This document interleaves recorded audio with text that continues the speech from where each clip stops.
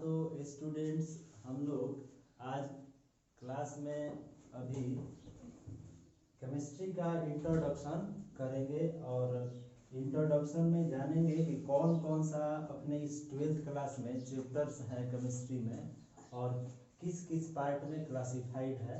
ये सब चर्चा आज हम लोग करने वाले हैं शॉर्टकट।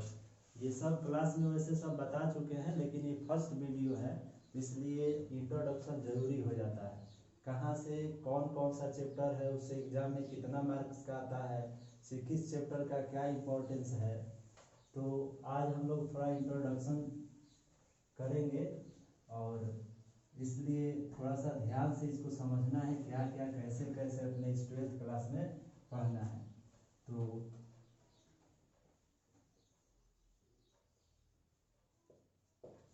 इंट्रोडक्शन ऑफ केमिस्ट्री ये हेडिंग हो गया।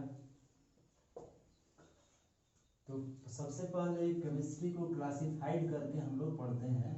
तो क्लासिफिकेशन ऑफ केमिस्ट्री को 3 मेजर पार्ट में हम लोग क्लासिफाइड करके पढ़ते हैं। वो 3 कौन कौन सा पार्ट है ये आप लोग जानते हैं। चलिए देखते हैं, बताते हैं आपको कौन कौन सा यहाँ पे 3 पार्ट है। पहला है आपका फिजिकल केमिस्ट्री, सेकेंड है ऑर्गेनिक,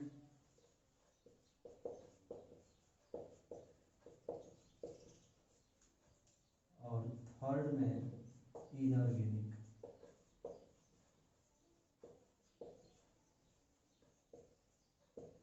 इसको इसी ऑर्डर में इसलिए लिखे हैं क्योंकि हम क्लास में इसी ऑर्डर में केमिस्ट्री को कंप्लीट कराएंगे। सबसे पहले फिजिकल केमिस्ट्री को कंप्लीट करेंगे हम लोग चैप्टर वाइज, उसके बाद ऑर्गेनिक केमिस्ट्री को क्लियर करेंगे और लास्ट में इनऑर्गेनिक को पढ़ेंगे, क्योंकि इसमें कुछ चीज़ों को याद भी रखना पड़ता है। तो फिजिकल केमिस्ट्री में कौन कौन सा चैप्टर है इसको चलिए यहाँ देखते हैं।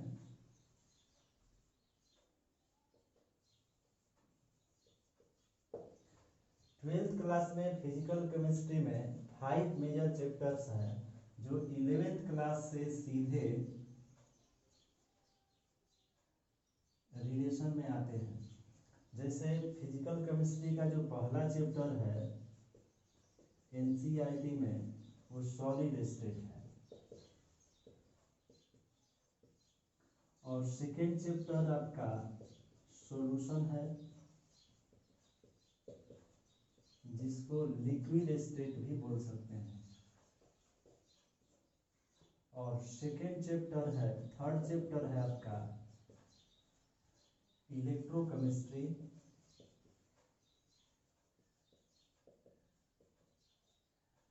और ये फोर्थ चैप्टर है chemical kinetic, and fifth chapters में हम रखे हैं सरफेस केमिस्ट्री।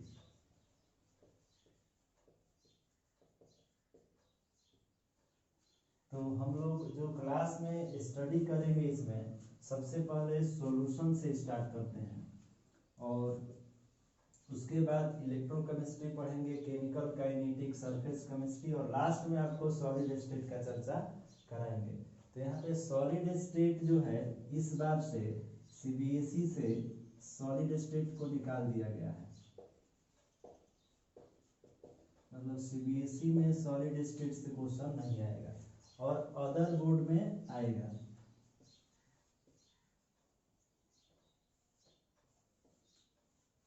और बात हो जाता है कि किस किस चैप्टर से कितना कितने मार्क्स का बोर्ड एग्जाम में पूछा जाता है। तो चलिए ये भी देख लेते हैं, क्या वेटेज है इन चैप्टर्स का एग्जाम में। सॉलिड स्टेट से 5 मार्क का आता है,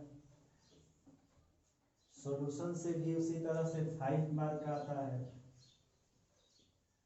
और इलेक्ट्रोकेमिस्ट्री में भी अप टू 5 मार्क का आता है, और केमिकल काइनेटिक से भी 5 मार्क का एग्जाम में क्वेश्चन पूछा जाता है।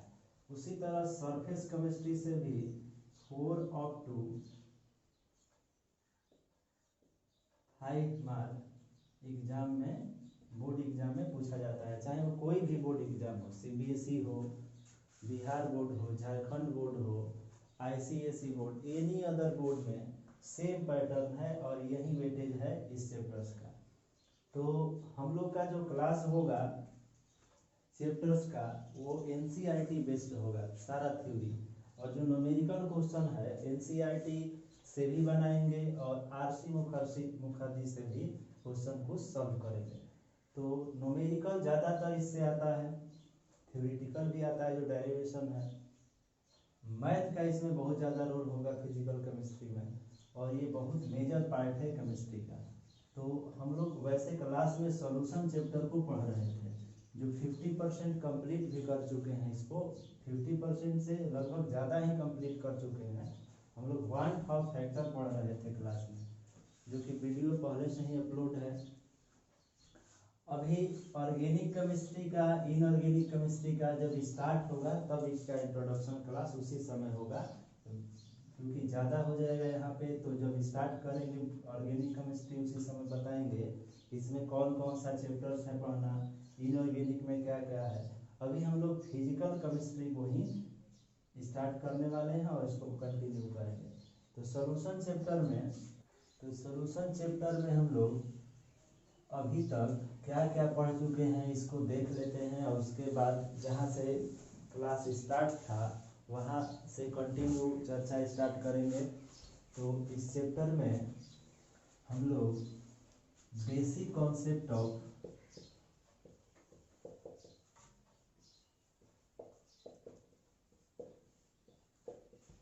सॉल्यूशन पहला टॉपिक स्टार्ट किए थे। बेसिक कॉन्सेप्ट ऑफ सॉल्यूशन में हम लोग सॉल्यूशन का डिफिनीशन लिखे थे, और उसके बाद कितने टाइप का सॉल्यूशन होता है ये चर्चा हुआ था। तो सॉल्यूशन का जो है 2 टाइप्स आपको बताए थे, पॉलिनरी सॉल्यूशन एंड बाइनरी सॉल्यूशन, जिसमें बाइनरी सॉल्यूशन को ही हम लोग को पढ़ना होता है, पॉलिनरी सॉल्यूशन नहीं पढ़ना होता। बाइनरी सॉल्यूशन के भी 2 टाइप्स होते हैं। पहला होता है आपका डाइल्यूट सॉल्यूशन, और सेकेंड कॉन्क सॉल्यूशन। इसमें भी डाइल्यूट सॉल्यूशन हम लोग स्टडी करते हैं, और डाइल्यूट सॉल्यूशन का क्या कॉन्सेप्ट है, कॉन्सेंट्रेटेड सॉल्यूशन का क्या कॉन्सेप्ट है, इसको भी देखिए यहाँ पे समझ लेते हैं, सब बताया गया है। डाइल्यूट सॉल्यूशन वो होता है जिसका मोलारिटी कॉन्सेंट्रेशन का जो वैल्यू है वह 1 यूनिट से के इक्वल या 1 यूनिट से लेस हो। तो किसी सॉल्यूशन का कॉन्सेंट्रेशन 1 के इक्वल हो या 1 से हमेशा लेस हो, वैसा सॉल्यूशन डाइल्यूट सॉल्यूशन होता है। बाइनरी सॉल्यूशन का एक कंपोनेंट है। और सेकेंड जो कंपोनेंट है कॉन्क सॉल्यूशन, इसमें जो मोलारिटी है, कॉन्सेंट्रेशन भी बोलते हैं, एक केमिकल यूनिट होता है ये सॉल्यूशन का, उसका हमेशा वैल्यू 1 से ग्रेटर होता है। जब किसी सॉल्यूशन का मोलारिटी 1 से ग्रेटर हो तो सॉल्यूशन कॉन्क हो जाता है। यहाँ इस चैप्टर में हम लोग डाइल्यूट सॉल्यूशन का ही केवल चर्चा करने वाले हैं, मतलब डाइल्यूट सॉल्यूशन ही मेनली हम लोगों को इस चैप्टर में पढ़ना होता है। तो सॉल्यूशन केवल कहा जाए तो आपको समझना है डाइल्यूट सॉल्यूशन का बात हो रहा है। तो देखते हैं कि डाइल्यूट सॉल्यूशन का क्या कॉन्सेप्ट है। तो हम लोग सिंपली सॉल्यूशन अगर लिखें भी तो समझना है कि ये डाइल्यूट सॉल्यूशन का ही चर्चा हो रहा है। अब सॉल्यूशन का क्लासिफिकेशन देखते हैं।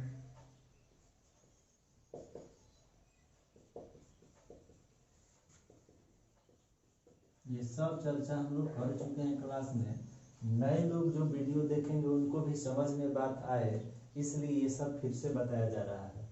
तो क्लासिफिकेशन, सॉल्यूशन मतलब कैसा सॉल्यूशन ध्यान रखना है, तो डाइल्यूट सॉल्यूशन। डाइल्यूट सॉल्यूशन का क्या मतलब है, तो जिस सॉल्यूशन का मोलारिटी 1 के इक्वल या 1 से लेस हो वो सॉल्यूशन डाइल्यूट होता है।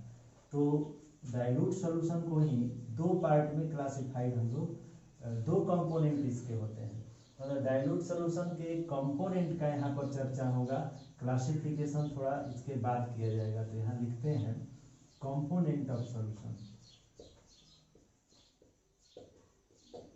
तो डाइल्यूट सॉल्यूशन का कंपोनेंट दो होता है यहाँ पे, जिससे ये सॉल्यूशन बनता है बाइनरी सॉल्यूशन, और बाइनरी में भी डाइल्यूट। तो पहला कंपोनेंट आप समझते हैं सॉल्यूट होता है, और दूसरा कंपोनेंट सॉल्वेंट होता है। यहाँ जो सॉल्यूट है ये लेस होता है, यहाँ डिफिनेशन भी यहाँ लेस अमाउंट होता है, और ये मोर अमाउंट होता है। और यहाँ अगर हम लोग लिखें कि सॉल्यूशन के कंपोनेंट को दैट इज, तो solution is equal to solute plus solvent. और आपको बताते चलें कि ये सॉल्यूट और सॉल्वेंट जो दो कंपोनेंट है, इसके मिसलेनियस पार्ट को, मिक्सचर को ही सॉल्यूशन बोला जाता है। कैसा सॉल्यूशन? बाइनरी सॉल्यूशन, और उसमें भी कौन सा? तो डाइल्यूट। तो यहाँ पे सॉल्यूट का इम्पोर्टेंस इस चैप्टर में बहुत ज़्यादा होता है। जो भी चर्चा होता है सॉल्यूट को लेकर होता है, मतलब सॉल्यूट का यहाँ भूमिका ज़्यादा है। तो जानेंगे ये आगे हम लोग। सॉल्यूट प्लस सॉल्वेंट सॉल्यूशन हो गया, और बाइनरी सॉल्यूशन। अब यहाँ से आगे बढ़े थे हम लोग क्लास में, और सेकेंड जो टॉपिक था वो था यूनिट ऑफ सॉल्यूशन। तो यूनिट में हम लोग दो तरह के यूनिट का चर्चा किए थे, फिजिकल यूनिट और केमिकल यूनिट। तो फिजिकल यूनिट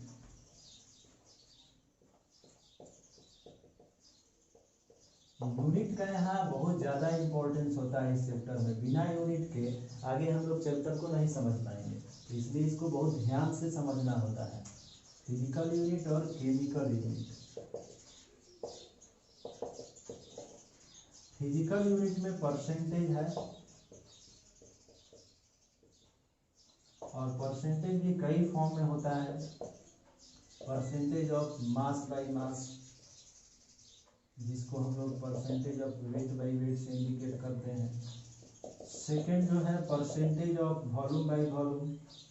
थर्ड जो है percentage of weight by volume, और इसी में एक और हम लोग यूनिट ऐड कर देते हैं ppm, पार्ट्स पर मिलियन। तो ये सब चर्चा हम लोग कर चुके हैं। हम लोग ये समझ रहे हैं आज इंट्रोडक्शन में अभी तक क्या क्या पढ़ चुके हैं। ये जो यूनिट्स है ये 11th क्लास में भी था, इसका चर्चा हम लोग किए हुए हैं क्लास में। नोट्स कॉपी में आप अपना देखिएगा, ये सब आपको समझाया हुआ है। इस पर बहुत सारा एग्जाम्पल भी हम लोग सॉल्व किए हैं। केमिकल जो यूनिट है, केमिकल यूनिट भी 11th क्लास में पढ़ना था इंट्रोडक्शन में, आप पढ़ चुके होंगे। उम्मीद है 12th क्लास में जो लोग पढ़े होंगे ये चैप्टर, वो लोग ये सब पढ़े होंगे, समझे होंगे। क्योंकि बिना इसके हम लोग इस चैप्टर को आगे समझ नहीं पाएंगे। रॉल्स लॉ पढ़ना है, कोलागेटिव प्रॉपर्टी इस सब चैप्टर का सबसे मेजर पार्ट होता है। तो ये केमिकल यूनिट में है आपका मोलारिटी,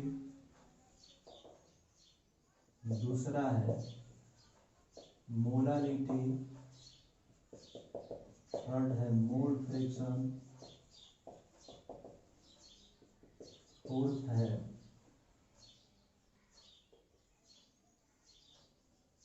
नॉर्मेलिटी। तो ये तीन यूनिट मेजर यूनिट हैं। यहाँ जो नॉर्मेलिटी है ये टाइट्रेशन में चला जाता है, 11th क्लास में ज़्यादातर इसका कॉन्सेप्ट है। मोलारिटी को कैपिटल एम से इंडिकेट करते हैं, मोलारिटी को स्मॉल एम से इंडिकेट किया जाता है जनरली। मोल फ्रैक्शन को कैपिटल एक्स से जनरली रिप्रेजेंट किया जाता है। तो ये केमिकल यूनिट है, इसका कॉन्सेप्ट आपको पता होगा, सबको पता है रहता है ये। अब इसका यूज हम लोग सीखेंगे, जो कि इसका यूज इम्पोर्टेंट है। जानते तो सब लोग हैं ये यूनिट, लेकिन इसका यूज कैसे होगा ये हम लोग उसको जानेंगे, तो इसका इम्पोर्टेंस बढ़ जाएगा। तो चलिए इसको, इसके बाद हम लोग ये सेकेंड टॉपिक हो गया जिसका चर्चा इस चैप्टर में कर चुके हैं। इसके बाद का जो टॉपिक है उसको देखते हैं। इसके बाद हम लोग टाइप्स ऑफ सॉल्यूशन आपको बताए थे, कितने तरह से किसी सॉल्यूशन को डेवलप किया जा सकता है। तो आपको बताया गया था कि 9 टाइप से किसी भी सॉल्यूशन को डेवलप कर सकते हैं, टाइप्स ऑफ सॉल्यूशन। तो सॉल्यूशन को हम लोग देखे थे 9 वे से क्लासिफाइड किए थे, first, second, third, fourth, 5, 6, 7,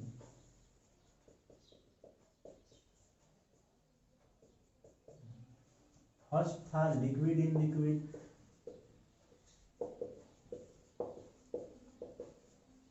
second था liquid in solid, liquid in gas, फिर सॉलिड इन सॉलिड। इसका मतलब क्या है कि एक कंपोनेंट सॉल्यूट है तो दूसरा सॉल्वेंट है, तो एक कंपोनेंट सॉल्यूट है दूसरा सॉल्वेंट है, एक सॉल्यूट है दूसरा सॉल्वेंट है। तो इसी तरह से solid in solid, solid in gas, solid in liquid, gas in gas, gas in liquid, gas in solid. इस तरह से 9 वे से सॉल्यूशन को डेवलप किया जा सकता है। तो इस तरह के बाइनरी सॉल्यूशन को हम लोग चर्चा करते हैं। अब बात आता है कि इस सॉल्यूशन चैप्टर में मेन क्या चीज का चर्चा है। तो हम पहले ही अभी बता रहे थे, इसमें सॉल्यूट का इंपॉर्टेंस होता है। तो इस सॉल्यूशन का प्रॉपर्टी का यहाँ से चर्चा स्टार्ट किए थे। इसके बाद तो उसको भी देखते हैं कि आपका फोर्थ टॉपिक, मेजर टॉपिक है, वो क्या है। तो वो आपका हेडिंग है प्रॉपर्टी ऑफ सॉल्यूशन।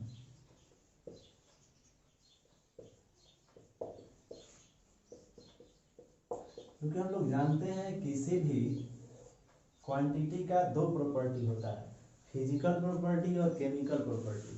तो यहाँ पे सॉल्यूशन का प्रॉपर्टी सिंगल, केवल एक प्रॉपर्टी है जो बहुत ज़्यादा इंपॉर्टेंट है, वो है आपका कोलागेटिव property.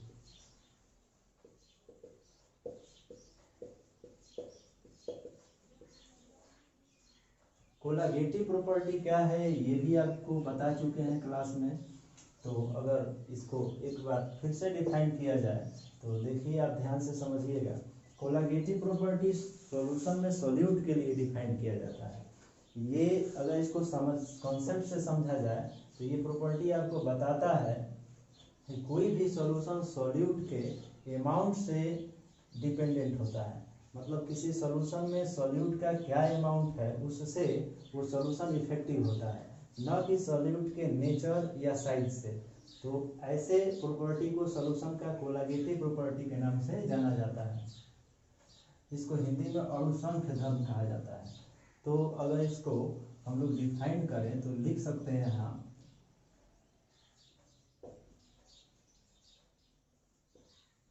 A property of solution which only dependent of amount of solute और particles, ब्रैकेट में लिख सकते हैं particles of solute does not depends nature or size of solute is called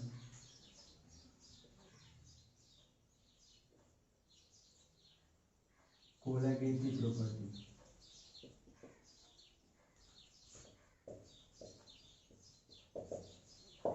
most important property है ये, इसी को इस चैप्टर में ज़्यादा चर्चा किया जाता है, मेजर पार्ट है। और इसी को समझने के लिए सब कुछ हुआ है। मतलब केमिकल यूनिट पढ़े हम लोग अभी। अब यहाँ से कोलागेटिव प्रॉपर्टी कितने टाइप का है, क्योंकि बहुत सारा कैटेगरी है सॉल्यूशन का, तो कितने टाइप का कोलैगेटिव प्रॉपर्टी है ये यहाँ हेडिंग देते हैं,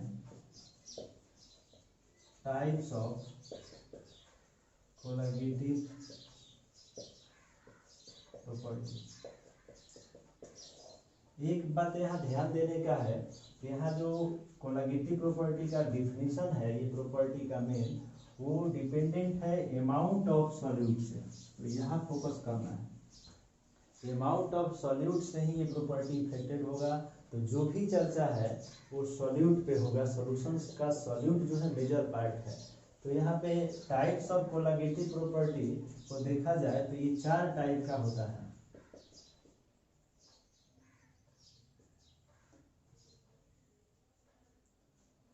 फर्स्ट जो है आपका रिलेटिव इन फ्रीजिंग पॉइंट, और सेकंड जो है आपका boiling elevation in boiling point,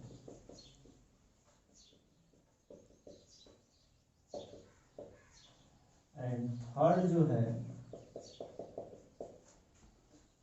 depression in freezing point, और यहाँ relative lowering of vapour pressure लिखना चाहिए, relative lowering of vapour pressure के लिए, सॉरी, क्योंकि फर्स्ट जो कोलैगेटिव प्रॉपर्टी है relative lowering of vapour pressure है, second elevation in boiling point, और थर्ड जो है वो है depression in freezing point, and fourth कोलैगेटिव property जो कि बहुत इंपॉर्टेंट है वो है ऑस्मोटिक प्रेशर। तो ये सभी प्रॉपर्टी का हम लोग चर्चा कर चुके हैं क्लास में, ये सब पढ़ चुके हैं, समझ चुके हैं ये सब, इस पे क्वेश्चंस भी बनता है उसको भी सॉल्व कर चुके हैं। इस कोलैगेटिव प्रॉपर्टीज को डिफाइंड करने से पहले इनका बेसिक कॉन्सेप्ट आपको बताए, इनका बेसिक कॉन्सेप्ट के साथ फैक्टर अफेक्टिंग, किस किस फैक्टर से ये अफेक्टेड होते हैं ये भी बताए, और उसके बाद रॉल्स लॉ पढ़े। इसमें relative lowering of vapour pressure में जब हम लोग पढ़ रहे थे तो वेपर प्रेशर क्या है डिफाइंड किए, लोअरिंग ऑफ वेपर प्रेशर क्या है, उसके बाद relative lowering of vapour pressure, और जैसे ही ये कोलैगेटिव प्रॉपर्टी डिफाइन किए थे रॉल्स लाया था, और रॉल्स लॉ का रिलेशन जो है केमिकल यूनिट के मोलारिटी के साथ किए थे, और बहुत कुछ चर्चा हुआ था, ग्राफिकल कॉन्सेप्ट भी सीखे थे, और सेकेंड में भी इसी तरह से सेम पैटर्न से पढ़े हम लोग, थर्ड को भी उसी तरह से समझे। ऑस्मोटिक प्रेशर एक अलग था क्योंकि ये रॉल्स लॉ से डिफाइन नहीं हुआ, वान ऑफ लॉ से डिफाइंड हुआ है। तो ये ऑस्मोटिक प्रेशर को भी पाई से डिनोट करते हैं, सब कुछ समझ चुके हैं, जिसका formula pi equal to MRT आया था, यहाँ M मोलारिटी है। डिप्रेशन इन फ्रीजिंग पॉइंट का फार्मूला आया था delta TF equal to KF into M, जो कि कॉन्सेप्ट समझ चुके हैं, रॉल्स लॉ इक्वेशन है ये। और यहाँ पे इलेवेशन इन बॉइलिंग पॉइंट का भी formula delta TB equal to KB into M, molarity है ये, स्मॉल m से इंडिकेट किए हैं, ये फार्मूला आया था। Relative lowering of vapour pressure का जो फार्मूला है डेल्टा P/P0, ये relative lowering of vapour pressure है, और इक्वल टू X सॉल्यूट, मतलब मोल फ्रैक्शन ऑफ सॉल्यूट के इक्वल होता है relative lowering of vapour pressure, यही है रॉल्स लॉ। तो यहाँ से इतना सब टर्म जो है डिफाइंड हो चुका है, इससे न्यूमेरिकल क्वेश्चंस भी सॉल्व हो चुका है। इसके बाद का जो चर्चा है वो आपका जो टॉपिक है वो आता है एबनॉर्मलिटी का, एबनॉर्मलिटी ऑफ सॉल्यूशन।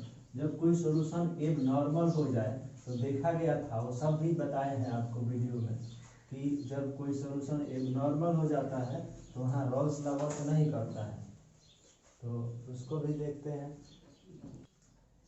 यहाँ ये जो डिप्रेशन इन फ्रीजिंग पॉइंट है यहाँ से, और ये ऑस्मोटिक प्रेशर, ये सब का वीडियो अपलोड हम लोग किए हैं आपके यूट्यूब चैनल पर, ये दोनों वीडियो अपलोड है, depression in freezing point, osmotic pressure का। यहाँ तक क्लास में चर्चा हो चुका था ऑफलाइन, क्लासेज में यहाँ तक बताए थे पूरा। डिप्रेशन इन फ्रीजिंग पॉइंट से ये ऑस्मोटिक प्रेशर का ये पूरा कॉन्सेप्ट यूट्यूब पर वीडियो अपलोड है, ये ऑस्मोटिक प्रेशर बताए हैं कि ये best one of the best colligative property में आता है। यहाँ के बाद जो है हम लोग का एबनॉर्मल ऑफ सॉल्यूशन का चर्चा होता है।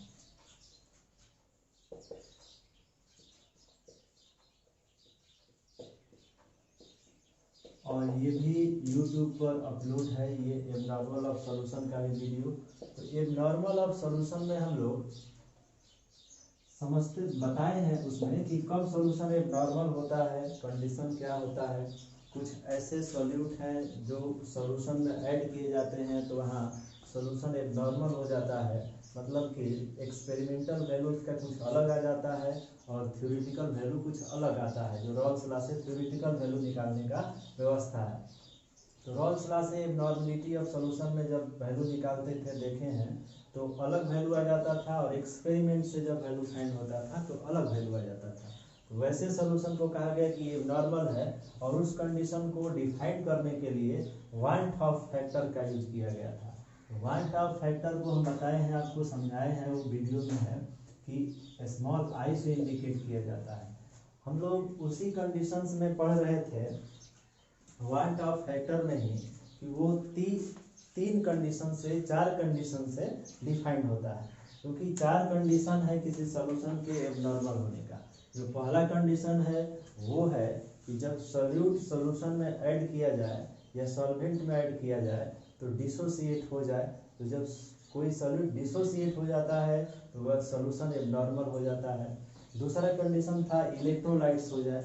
अगर कोई ऐसा इलेक्ट्रोलाइट्स है जो सॉल्वेंट में ऐड किया जाए तो ऐसा सॉल्यूशन एबनॉर्मल हो जाता है, और सॉल्यूट एबनॉर्मल होने का फैक्टर होता है इलेक्ट्रोलाइट्स। क्योंकि इलेक्ट्रोलाइट्स तीन वैसे हैं। इलेक्ट्रोलाइट्स में आपका एसिड आता है, बेस आता है और सॉल्ट आता है। यहाँ इलेक्ट्रोलाइट्स के भी दो नेचर हैं, स्ट्रॉन्ग इलेक्ट्रोलाइट्स होता है, वीक इलेक्ट्रोलाइट्स होता है। तो स्ट्रॉन्ग इलेक्ट्रोलाइट्स जो है उस कंडीशन में आपका डिसोसिएशन कंप्लीट होता है। कंप्लीट डिसोसिएशन होने के वजह से आपको हम बताए हैं, वीडियो में अपलोड है, वो देख सकते हैं आप, कि कंप्लीट जब डिसोसिएशन स्ट्रॉन्ग इलेक्ट्रोलाइट्स में होता है सॉल्यूट, तो डिग्री ऑफ डिसोसिएशन अल्फा का वैल्यू 1 हो जाता है, जिसके वजह से वांट ऑफ फैक्टर एन के इक्वल हो जाता है। एन क्या है? Number of mole of product part. तो ये सब समझाया गया है। इसके बाद हम लोग जो चर्चा कर रहे थे लास्ट वीडियो में वो था आपका एसोसिएशन, क्योंकि अभी बता रहे थे कि इलेक्ट्रोलाइट्स डिसोसिएशन दो कंडीशन हो गया, तीसरा कंडीशन है एसोसिएशन का। तो एसोसिएशन का चर्चा अभी नहीं हुआ है, वहीं से आज स्टार्ट होगा वीडियो ये। तो एसोसिएशन ऑफ सॉल्यूट क्या है इसका चर्चा हम लोग करेंगे।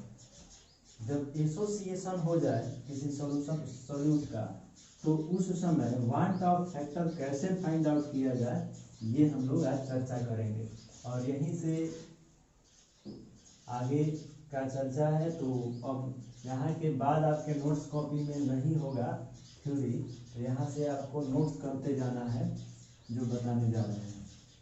तो case third association of solute, तो हेडिंग है कैलकुलेशन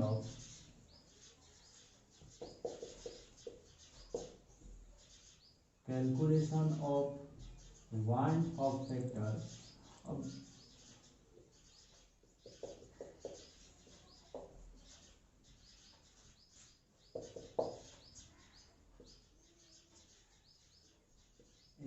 एसोसिएशन ऑफ सॉल्यूट, तो बात यहाँ आता है कि वांट ऑफ फैक्टर्स को एसोसिएशन के लिए कैलकुलेट करना है, जिसको हम लोग स्मॉल आई से इंडिकेट कर रहे हैं। तो वांट ऑफ फैक्टर क्या होता है, ये क्यों आता है, तो हम आपको बता रहे थे अभी। वांट ऑफ फैक्टर जब सॉल्यूशन एबनॉर्मल हो जाता है उसके लिए है, क्योंकि उस समय आपका जो है रॉल्स लॉ से रियल वैल्यू नहीं फाइंड आउट हो पाता है, इसलिए ये फैक्टर आया है। और ये फैक्टर जो है रॉल्स लॉ में केवल थ्योरेटिकल वैल्यू से जो फाइंड आउट कर रहे हैं हम लोग कोलैगेटिव प्रॉपर्टी, उसको उसका रियल वैल्यू देने के लिए फैक्टर है ना। तो इसको हम लोग मल्टीप्लाई करते हैं तो जो रियल वैल्यू है वो फाइंड आउट होता है। जैसे आपको बताए थे, ये जो चारों कोलैगेटिव प्रॉपर्टी है उसमें वन हाफ फैक्टर का कैसे यूज होता है ये आपको बताए हैं। जैसे कि डेल्टा टी बी जब सोल्यूशन एबनॉर्मल हो जाए तो delta T B equal to K B into M जो है ये वर्क नहीं कर रहा है। अब ये वर्क करे उसके लिए वन हाफ फैक्टर को यहाँ फैक्टराइज किया जाता है, मल्टीप्लाई किया जाता है। ऐसे ही जो थ्री अदर कोलैगेटिव प्रॉपर्टी है, delta T F equal to I into K F into M, pi equal to I into M R T, और delta P by P naught equal to I into X solute. यहाँ से one half जब solution normal हो जाता है तो one half factor से इस तरह मल्टीप्लाई करते हैं तो आपका इसका रियल वैल्यू फाइंड आउट होता है किसी भी टर्म का। तो यहाँ हम लोग इसीलिए वन हाफ फैक्टर का वैल्यू फाइंड आउट कर रहे हैं जब सॉल्यूट एसोसिएट हो रहा है, क्योंकि एसोसिएशन भी एक कंडीशन है सॉल्यूशन के नॉर्मल होने का। तो चलिए एक रिएक्शन लेते हैं इसके लिए, एसोसिएशन का जनरल रिएक्शन। तो एन ए सेलेक्ट किए, रिएक्टेंट पार्ट एन जो है कॉफिशिएंट है जो मोल को भी रिप्रेजेंट करता है, और ए कोई कंपोनेंट है सॉल्यूट का। सॉल्यूट के लिए जनरल टर्म में ए इंडिकेट किए हैं रिएक्शन मार्क, और ए का होल एन क्योंकि एसोसिएट हो रहा है। तो ये जनरल रिएक्शन है। इसके लिए अगर एक एग्जांपल आप समझ रहे होंगे कि एग्जांपल इसके लिए शो करिए, तो डाइमेराइजेशन के लिए एक एग्जांपल आपको बताए हैं, CH3COOH reaction marks in presence of benzene. तो ये डाइमेराइज होकर के CH3COOH का फोर ट्वाइस हो जाता है, और यहाँ पे B2 रहेगा। तो ये डाइमेराइजेशन रिएक्शन है।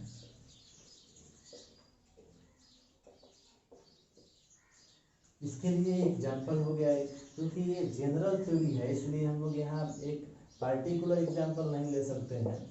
इसलिए एन ए रिएक्शन मार्क ए का होल एन दिए हैं, जहाँ कि यहाँ एग्जाम्पल में देख रहे हैं मोल के जगह पर एन की जगह पर 2 है, और 2 के वजह से ही डाइमर वर्क यहाँ यूज किया गया है। तो यहाँ कैसे कैलकुलेट करें, वन हाफ फैक्टर एसोसिएशन को दिखा चुके हैं, उसको समझते हैं। तो जो कॉन्सेप्ट है पहले जो सीख रहे थे उसी कॉन्सेप्ट से आगे बढ़ेंगे। जैसे starting amount,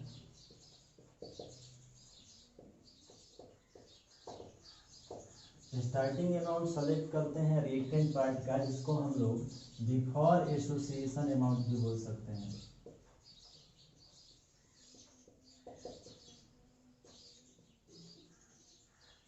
amount of solute before association, amount of solute before association. तो generally amount of solute association से पहले 1 मोल ही लिया जाता है। तो चलिए 1 मोल लिए, क्योंकि ये अमाउंट है तो अमाउंट का यूनिट होता है, यहाँ यूनिट मोल यूज किया गया है। तो 1 मोल हम ले लिए स्टार्टिंग अमाउंट एसोसिएशन से पहले। एसोसिएट नहीं हुआ है अभी सॉल्यूट, तो इधर प्रोडक्ट पार्ट अभी नहीं कंप्लीट हुआ तो 0। अब यहाँ से चेंज होगा स्टार्ट किसी टाइम के साथ, तो चेंज को हम लोग डिग्री ऑफ एसोसिएशन भी बोलते हैं, जिसको अल्फा से इंडिकेट करेंगे। तो ये अल्फा हो गया, क्योंकि ये रिएक्टेंट चेंज हो रहा है प्रोडक्ट में, तो ये साइन निगेटिव होता जाएगा, और इधर ये प्लस अल्फा। तो प्लस लिखना जरूरी नहीं है, अल्फा लिखेंगे, और क्योंकि यहाँ एसोसिएशन n टाइम्स हुआ है, ये होल n है, तो अल्फा बाई n हो जाएगा। हाँ, तो इसके बाद जो है हम लोग लास्ट में जैसे ही ये चेंज हुआ इतना से, तो अब देखते हैं कि रिमेनिंग क्या अमाउंट बचा है। तो रिमेनिंग अमाउंट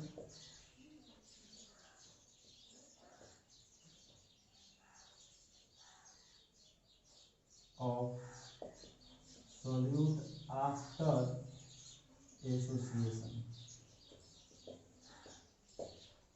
मतलब number of mole after association. तो number of mole after association जो है 1 माइनस अल्फा हो जाएगा यहाँ, और ये अल्फा बाई एन। और यहाँ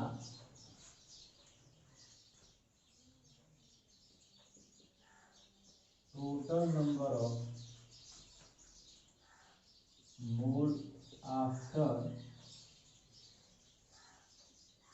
एसोसिएशन फाइंड आउट करें तो ये सब ऐड करना पड़ेगा। 1 minus alpha plus alpha by N, सब ऐड करने के बाद आएगा 1 माइनस अल्फा बाई एन। ये सब इसलिए हुआ क्योंकि हम लोग को वांट ऑफ फैक्टर फाइंड करना है, और वांट ऑफ फैक्टर को फाइंड करने का जो फार्मूला है आपको बताए हैं पिछले वीडियो में कि ये जो है इसका फार्मूला होता है या डिफिनेशन भी कह सकते हैं, वो होता है कि total number of mole after dissociation या एसोसिएशन हो रहा है तो एसोसिएशन, और divided by number of mole before dissociation.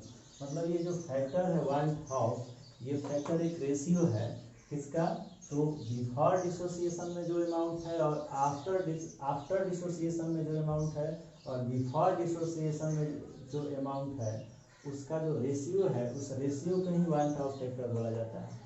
तो ये इसीलिए ये सब हुआ है। और यहाँ लोग देख रहे हैं कि total number of mole after association इतना आ चुका है और बिफोर एसोसिएशन अमाउंट 1 मोल ले चुके हैं।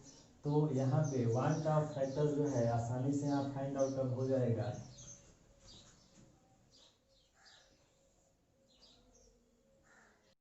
यहाँ से van't Hoff factor find out हो जाएगा। Total number of mole after association equal to इतना आ चुका है, और यहाँ से इसको सॉल्व करेंगे तो ये टर्म तो नहीं आएगा, क्योंकि ये कहाँ से आएगा, ये तो ये वाला टर्म हम लोग यहाँ से यहाँ रख देते हैं 1 minus alpha plus alpha by N. ये जो हम लोगों का है ये total number of mole after association है, जो कि नॉमिनेटर में रख दिए, और बिफोर एसोसिएशन 1 मोल है तो डिवाइडेड बाई 1 करेंगे तो आपका हेंस आई इक्वल टू आ जाएगा आपका 1 minus alpha plus alpha by N. तो इस तरह से ये जो है वांट ऑफ फैक्टर फाइंड करने का फार्मूला आ गया जब सॉल्यूट एसोसिएट हो रहा हो। तो ये है value of want Hoff factor for association of solute. और इसके लिए इसके बाद का जो वीडियो है अगले क्लास में बनेगा। यहाँ तक का जो वीडियो है, जो नोट्स जहाँ से आपको करना है, नोट्स कॉपी में नहीं लिख पाए हैं वहाँ से नोट्स कर लेना है। और नेक्स्ट क्लास में इसके बाद का हम लोग चर्चा करेंगे, और न्यूमेरिकल क्वेश्चन भी इससे रिलेटेड जो है हम लोग सॉल्व करेंगे, क्योंकि हम लोग अभी तक एक नॉर्मल के लिए जो क्वेश्चन है नहीं बनाए हैं। जो भी क्वेश्चन है एबनॉर्मल कंडीशन के लिए सॉल्यूशन में वो बनाएंगे, और आगे भी कुछ टॉपिक्स है जिसका चर्चा अभी होगा। उसके बाद नेक्स्ट चैप्टर हम लोग स्टार्ट करेंगे इलेक्ट्रोकेमिस्ट्री। तो ठीक है, आज के लिए इतना ही।